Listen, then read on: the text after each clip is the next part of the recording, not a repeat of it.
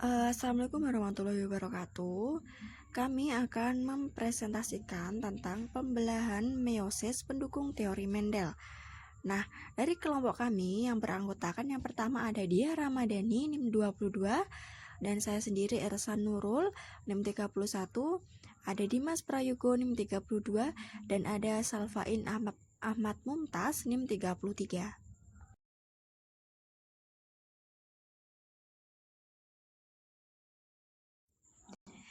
Nah, hukum Mendel.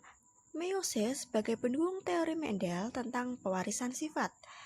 Nah, ini ada beberapa teori. Yang pertama, ada hukum Mendel persatu atau hukum Mendel pertama, yaitu yang berbunyi pada waktu pembentukan sel gamet, setiap pasangan gen akan disegregasi ke dalam masing-masing gamet yang terbentuk.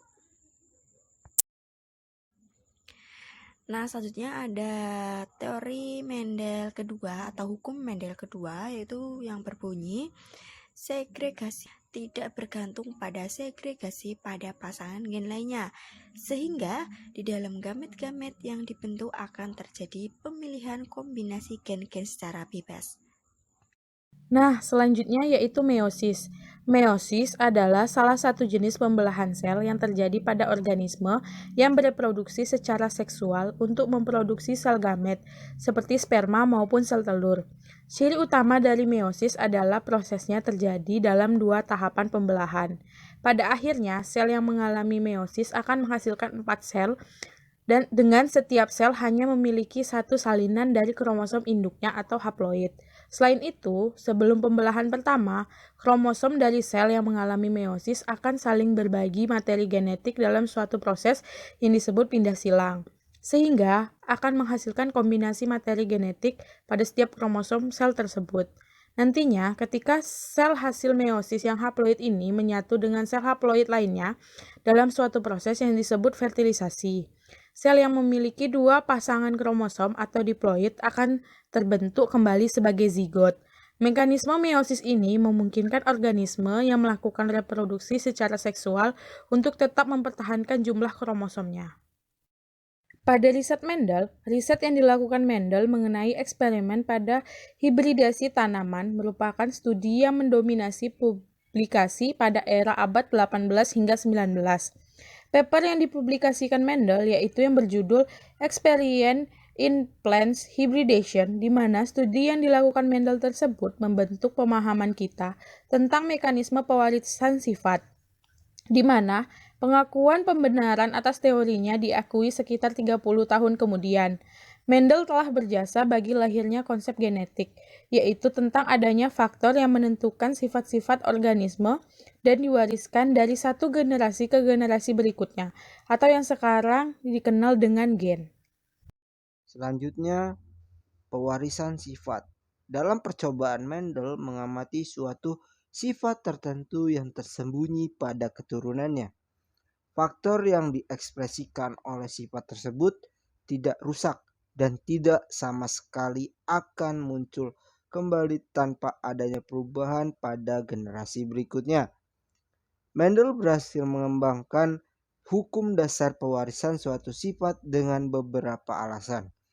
Alasan yang pertama adalah jenis desain percobaannya mudah dimengerti yang mampu menjawab pewarisan suatu sifat.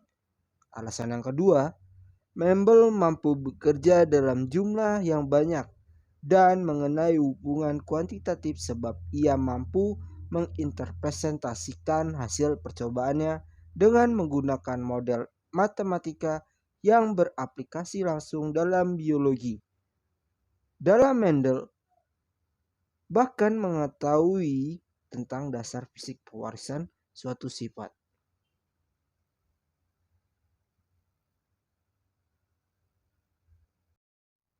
Selanjutnya ada hukum pewarisan Mendel. Dalam hukum yang mengatur secara genetik dari suatu organisme kepada keturunannya. Hukum ini dibagi menjadi dua bagian. Yang pertama ada hukum Mendel 1 atau hukum pemisahan atau segregasi.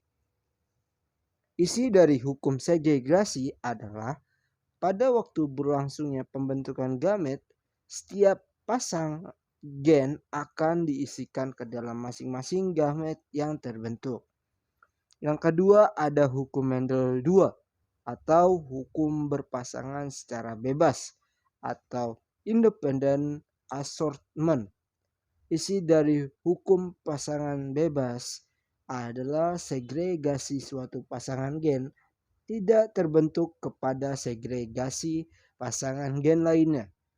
Sehingga di dalam gamet-gamet terbentuk akan terjadi pemilihan kombinasi gen-gen secara bebas. Selanjutnya yaitu kaitan meiosis dengan hukum Mendel. Kaitan meiosis dengan hukum Mendel. Nah, sebelumnya kita harus tahu kapan hukum Mendel ini terjadi. Di mana hukum Mendel ini terjadi saat peristiwa pembentukan gamet, yakni saat pembelahan meiosis. Di mana sih hukum Mendel ini terjadi pada saat pembelahan meiosis? Nah, ini dibuktikan dengan yang pertama ada hukum Mendel 1 yang terjadi saat pembelahan meiosis 1 tahap anafase 1, yaitu pemisahan kromosom yang merupakan kromosom homolognya. Yang kedua, hukum Mendel 2 terjadi di pembelahan meiosis 1 tahap metafase 1, yaitu hukum kombinasi bebas gen atau kromosom dengan kromosom tidak sehomolog. Itulah bukti bahwa hukum Mendel sangat berkaitan dengan pembelahan meiosis. Nah, selanjutnya yaitu akibat hukum Mendel 2 dilanjutkan dengan hukum Mendel 1 bagi kombinasi gen. Nah, berpisahnya kromosom sehomolog berakibat dihasilkannya gamet yang memiliki kromosom separuh dari kromosom induknya dengan kombinasi gen yang bervariasi. Saat gamet jantan bertemu dengan gamet betina, maka hasil dari kombinasi gen akan nampak pada keturunannya. Sekian penjelasan dari kami tentang pembelahan meiosis pendukung teori Mendel. Apabila terdapat kurang dan lebih, mohon maaf. Sekian dari kami. Wassalamualaikum warahmatullahi wabarakatuh. Terima kasih.